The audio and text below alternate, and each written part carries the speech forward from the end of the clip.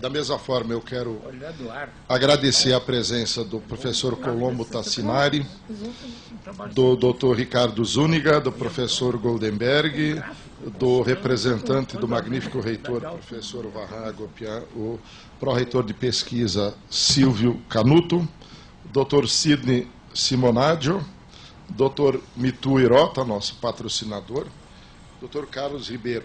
Quero dizer que este seminário está sendo transmitido ao vivo agora pela IPTV da USP e a audiência vai ser informada daqui a pouco. Então, damos por encerrada a cerimônia de abertura deste seminário e já estaremos constituindo em seguida instalando a primeira sessão técnica. Convido para isso, daqui a pouco, o professor Edio Tatizawa, para que se aproxime aqui, para a gente poder, assim que encerrarmos a mesa, podermos dar início aos trabalhos técnicos. Muito obrigado a todos.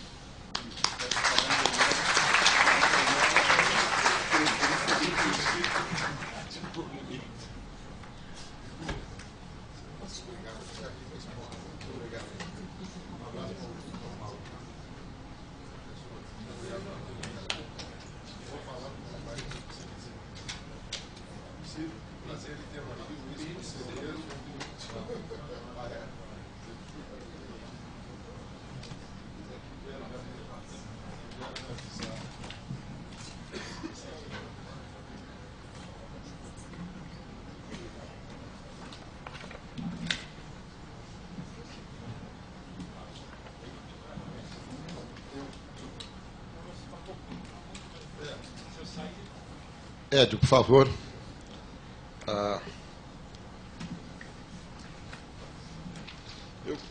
Bom, vou continuar aqui. Professor Edio, por favor, tome assento.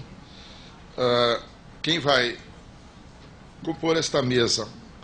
Não vou monopolizar, mas sou o primeiro a falar, depois eu encerro minha participação. O engenheiro Gabriel Konzen, da empresa de pesquisa energética, professor Roberto Ziles, desse instituto. Aí teremos um coffee break, seguido da palavra do Dr. Richard Phillips, da Energy Storage Systems, e quem vai fazer a apresentação final mais longa, nesta manhã, antes do almoço, vai ser o Dr. David Mooney, do National Renewable Energy Laboratory de Colorado. Então, por favor, Edio, palavra.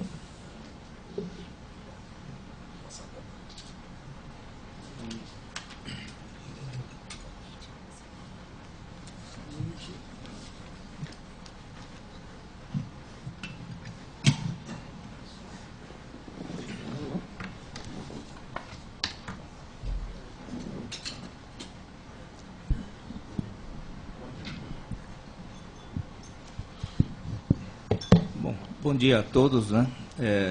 Vamos dar início então a essa primeira sessão, né, desse evento, né, cujo tema será a contribuição de tecnologias de armazenamento para a integração de fontes renováveis intermitentes e experiências brasileiras e americanas, né? Então, para primeira apresentação pelo professor Hildo Sauer, né, características do sistema elétrico brasileiro e contribuições potenciais do armazenamento de energia. Professor Hildo, por favor. Bom, muito obrigado. Eu quero, então, começar.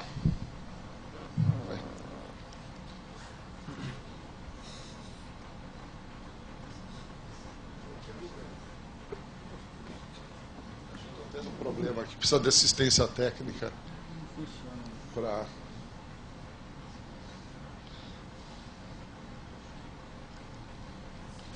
Eu vou pedir ajuda aos nossos colegas aqui.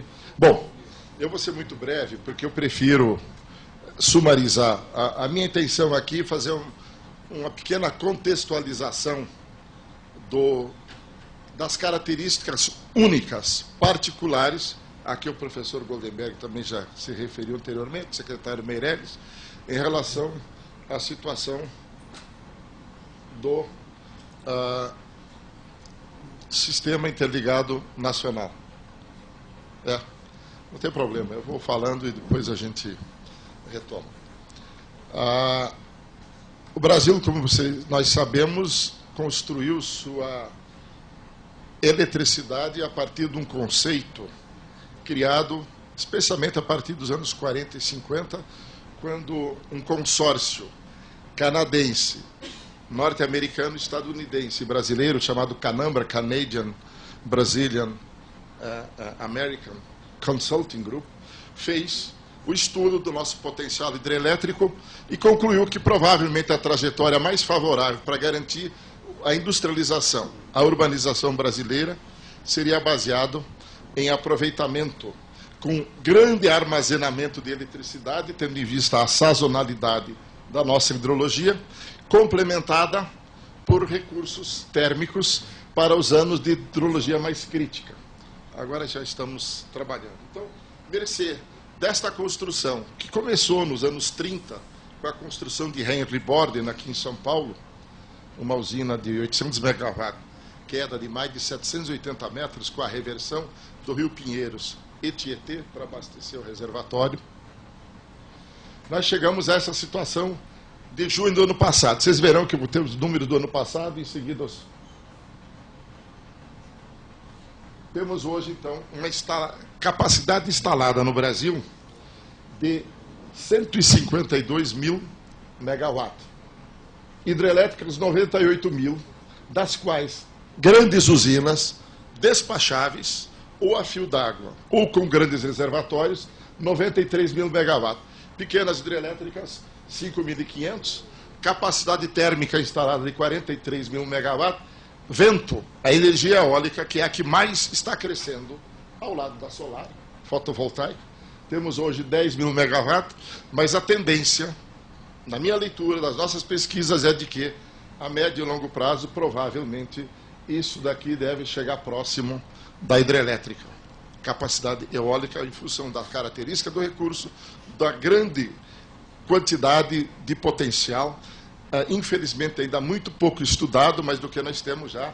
O potencial hidrelétrico brasileiro está da ordem de 256 mil megawatts, o eólico já mapeado e consolidado, só onshore está para lá de 300 mil megawatts. Para chegarmos a 500 ou 600, 700 mil megawatts, de maneira que uma combinação hidroeólica poderá, ao lado da solar fotovoltaica, especialmente a distribuída na rede, atender toda a demanda a futuro no Brasil.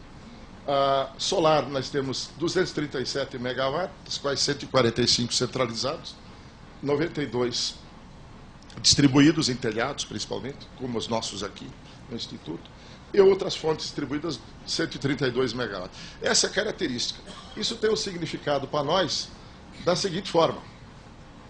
Ano passado, num ano, até maio desde 17, depois eu vou mostrar dados mais atualizados, a produção brasileira de energia foi da ordem de 540 terawatt-hora. A capacidade atualmente existente de estocagem nos nossos reservatórios das hidrelétricas, quando cheios, atinge a 212 terawatt-hora. Portanto, cerca de 40% do consumo anual.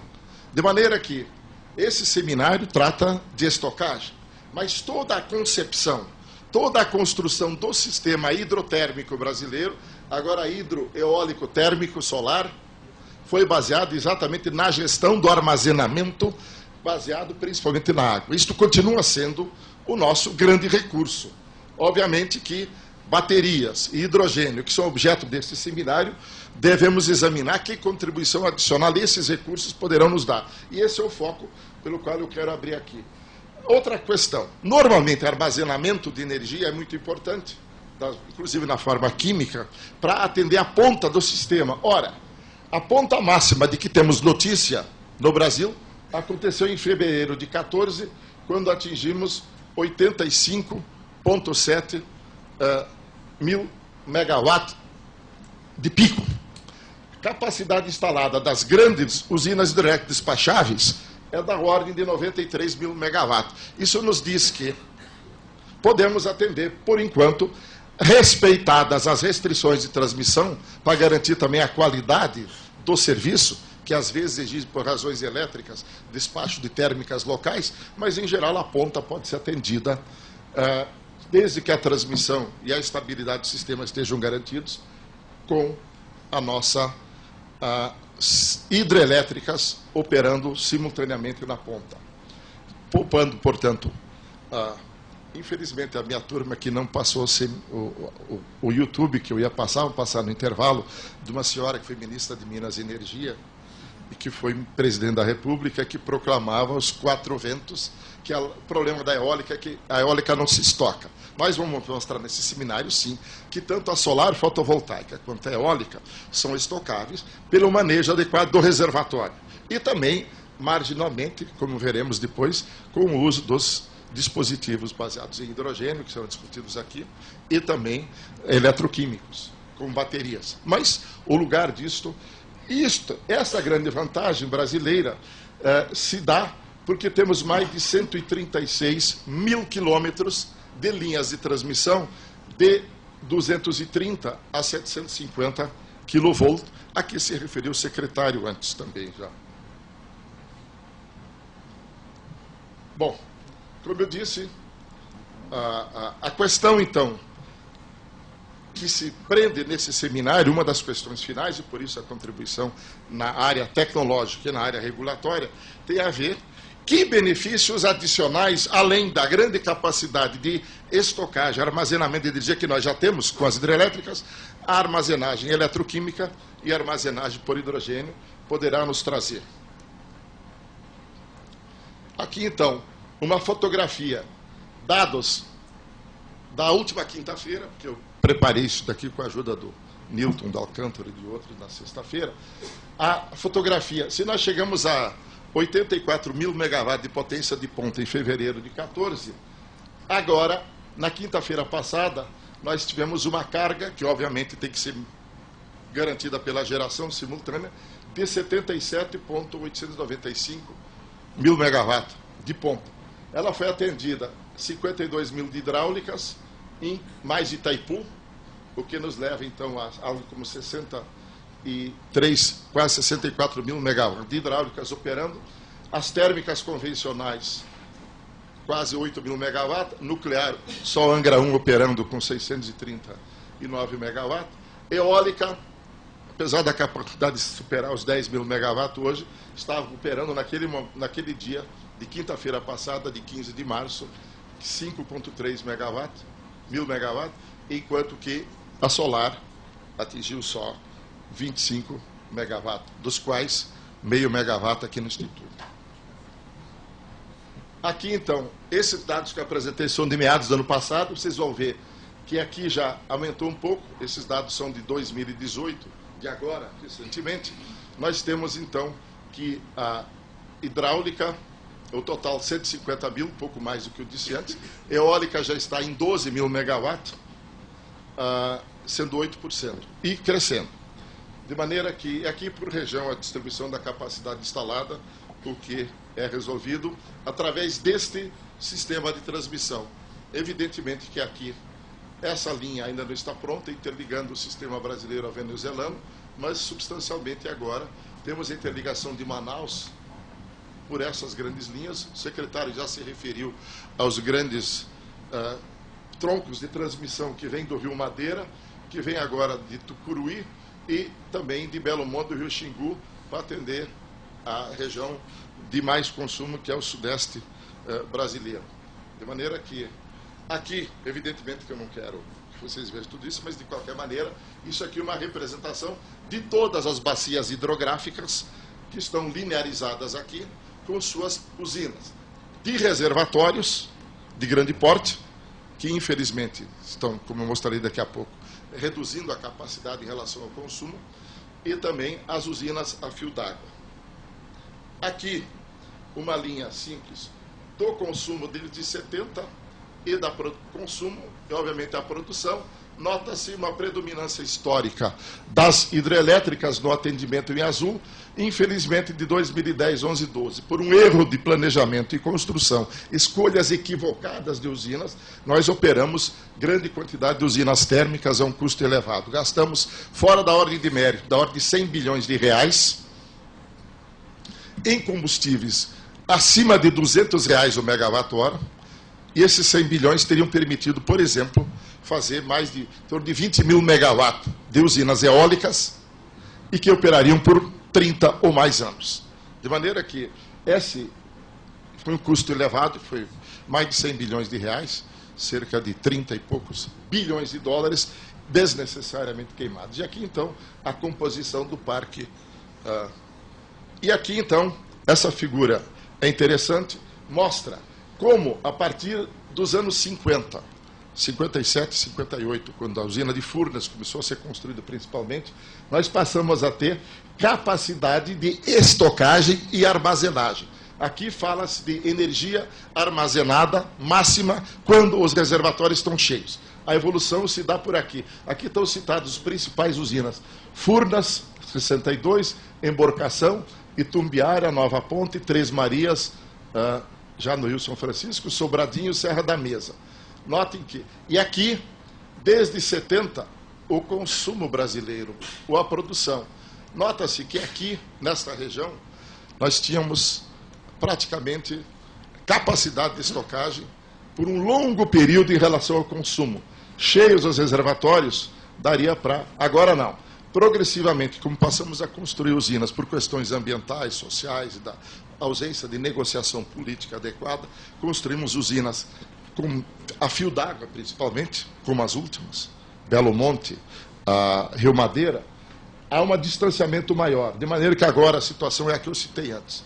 Cerca de 550 terawatt-hora de produção anual, estocagem disponível nos reservatórios da ordem de 212 terawatt-hora. Ainda assim, isto nos torna um país completamente diferente da maioria dos outros países, pela nossa capacidade, e esse é o ponto que eu estou... Como é que nós temos feito a gestão do reservatório? Através de programas de computador que fazem uma função de custo, de valor presente, do valor da água futuro, resolvendo um dilema, que é, se nós operarmos as hidráulicas agora, poderemos ter risco de déficit no futuro ou queimar combustível das usinas de maior custo no futuro.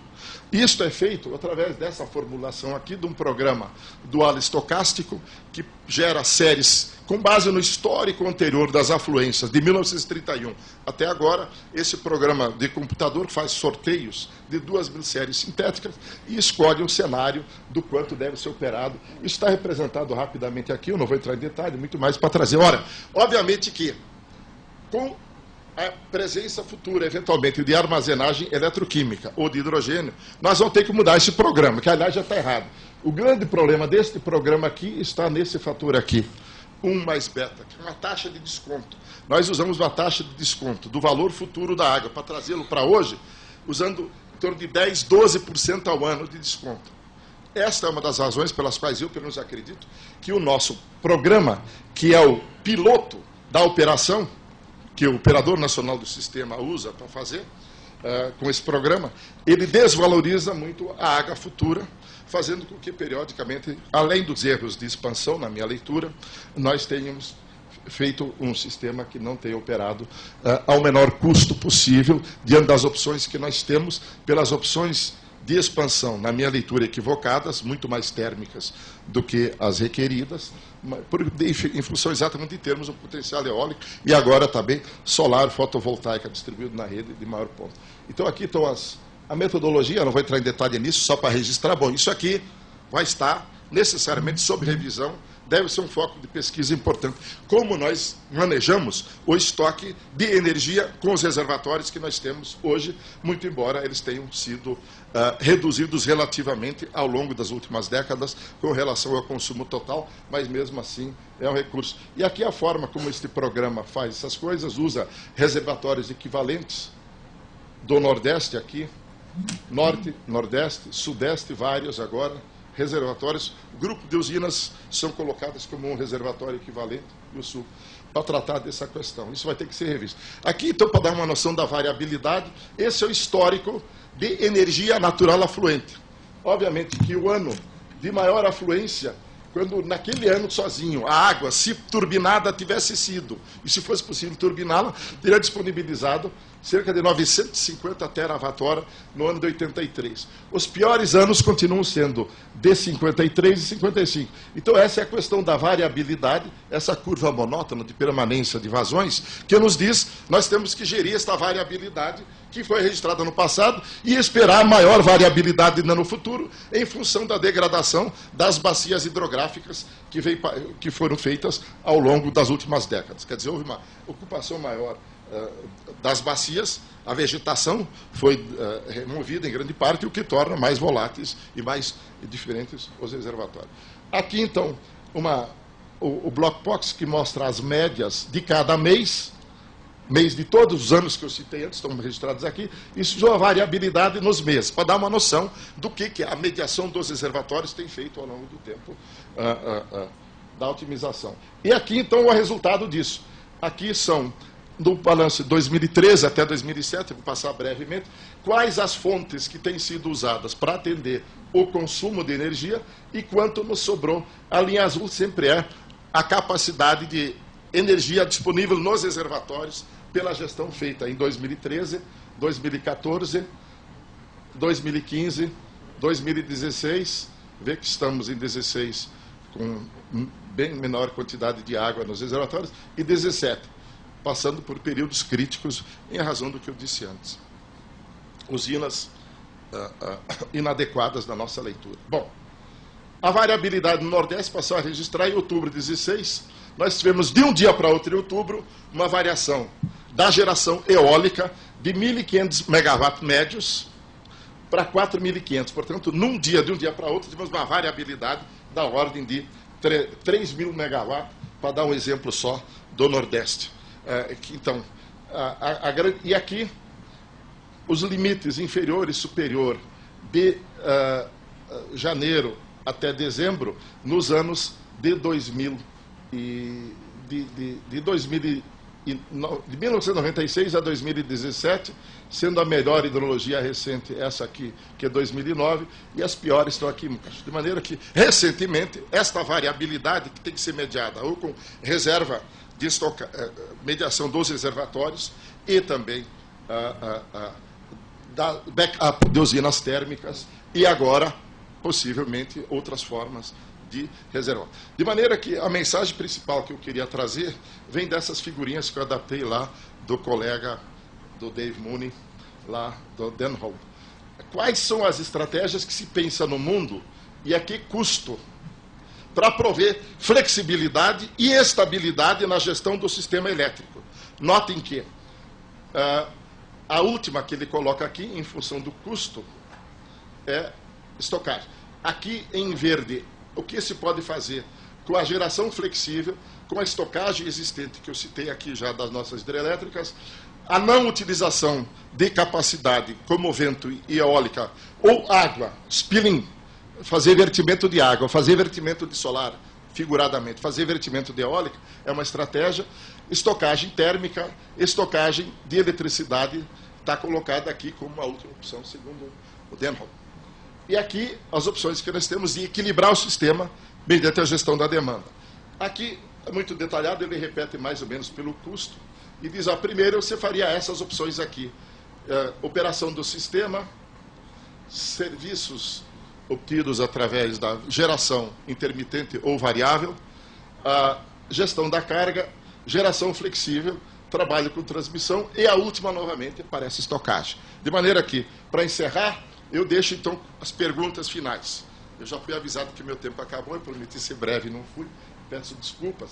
Quanto de fontes intermitentes, geração variável, podemos adicionar utilizando as fontes de flexibilidade para incorporá-las, hoje existentes, especialmente a capacidade dos nossos reservatórios? Que fontes alternativas de flexibilidade, como estocagem eletroquímica ou de hidrogênio, serão adequadas técnica e economicamente no contexto do sistema interligado brasileiro, que eu brevemente tentei dar as características gerais dele aqui. Quais as alterações necessárias, e já havia razões para fazê-las, nos critérios de despacho e nos critérios de operação para otimizar e reotimizar o sistema elétrico brasileiro. Eu fiz a crítica ao programa New Wave, citei alguns problemas, há muitos outros que merecem ser debatidos. Qual é o modelo econômico, regulatório, remuneração aos agentes que vão prover esses serviços e para as formas de armazenamento que serão requeridos? Como é que vamos trabalhar da regulação? Para quem vai prover? Como serão remunerados, se é que eles venham a ser necessários, como apregou alguns, e como outros, como Denholm, tem dúvida quanto ao seu benefício. Qual o papel que devem ter as tecnologias de armazenamento modernas, tais como eletroquímico e hidrogênio, no contexto brasileiro? Essa é a última pergunta que eu faço, e como vocês ficaram muito claros aqui, eu vim dar uma breve exposição de como nós entendemos o sistema, coloquei o problema para vocês, por isso fui o primeiro. Eu só coloco perguntas e dúvidas e vocês terão agora 2 dias, os nossos convidados, principalmente, para dar as respostas. Papel muito confortável. Muito obrigado a vocês. Prometo não mais monopolizar. Goldenberg quer a palavra, não sei se o presidente vai dar. Em princípio, nós teremos as perguntas na sessão final, mas o Goldenberg tem que ir embora, eu sugiro que ele... Bom, professor Goldenberg.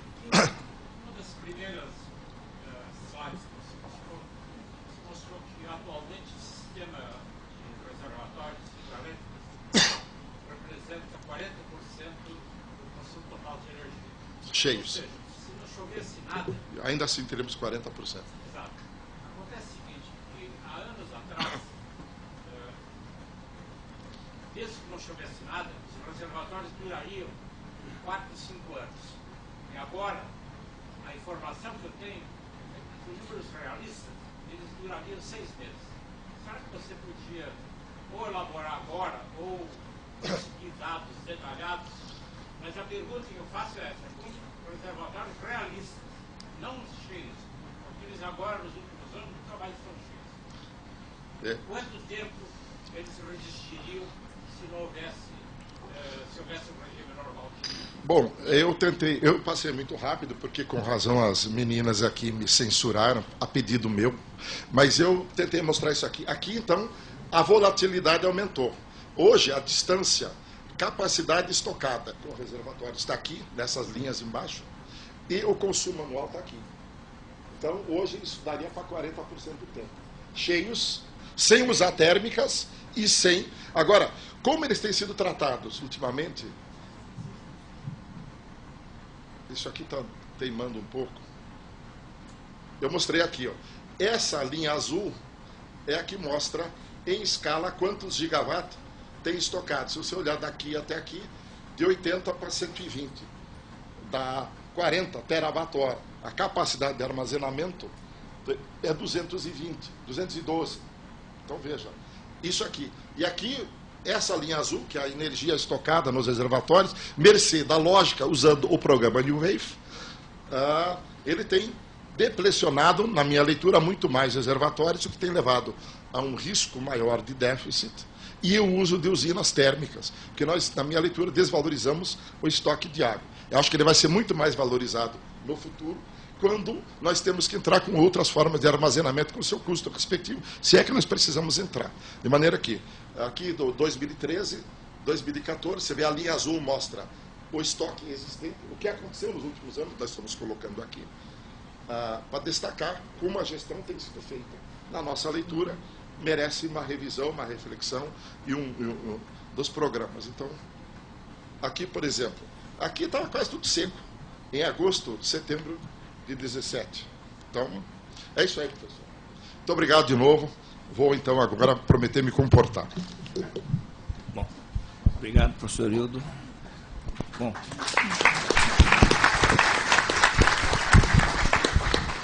Bom, agora vou passar a palavra, né, ao Gabriel Ponzi.